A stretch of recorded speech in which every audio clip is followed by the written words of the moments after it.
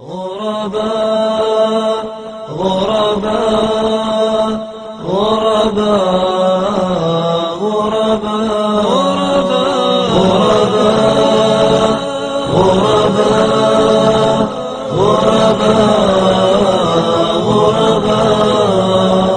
غرباء اللہ اس کے رسول نے مال لگانے پر زور دیا۔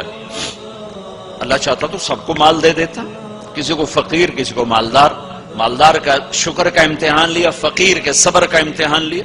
جب مالدار لوگ زکوٰۃ نہیں دیتے تو پھر عزتیں نیلام ہوتی ہیں۔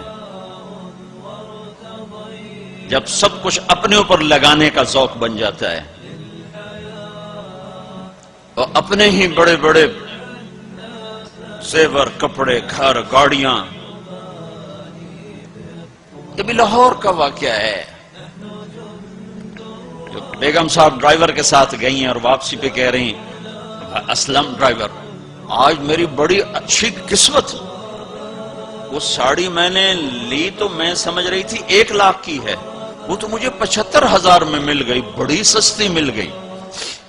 خوش ہو کے ڈرائیور کو بتا رہی۔ تیسرے دن ڈرائیور کے بیٹے کا بازو ٹوٹ گیا، وہ آ کر کہتا ہے صاحب جی میری تنخواہ میں تو اس کا علاج ہو نہیں سکتا، تو مہربانی کر کے کچھ میری مدد کر دیں، اس کا علاج ہو جائے۔ تو صاحب کہتے ہیں اسلم تمہیں پتہ تو آج کل کاروبار بڑا مندہ ہے، تو میرے پاس تو گنجائش نہیں، میرا ایک ڈاکٹر دوست ہے، میں اسے فون کر دیتا ہوں، وہ تمہاری مدد کر دے گا۔ جب اس طرح ہوتا ہے تو پھر ڈاکے، چوریاں، قتل و غارت شروع ہوتے ہیں۔ جب اس طرح ہوتا ہے تو مالداروں میں تکبر پیدا ہوتا ہے اور غریبوں میں ظلم پیدا ہوتا ہے۔ شیطان کہتا ہے کہ مجھے عبادت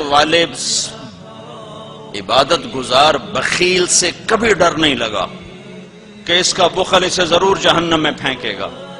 نافرمان سخی سے ہر وقت ڈرتا رہتا ہوں کہ اس کی سخاوت کب اسے جنت میں پہنچا دے۔